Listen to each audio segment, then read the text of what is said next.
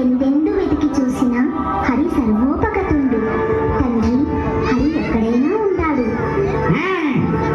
అయితే ఈ స్తంభంలో ఉన్నాడా నీ హరి? ఓ, ఈ స్తంభంలో కూడా ఉంటాడు. అయితే ఈ స్తంభాన్ని పగలగొట్టి నీ హరిని సంహరిస్తాను. చూడు, నీకు ప్రాణభిక్ష పెడతాను. అతడు నాకు ప్రాణభిక్ష పెట్టడం ఏంటి? నేనే అతడి ప్రాణాన్ని నా గదా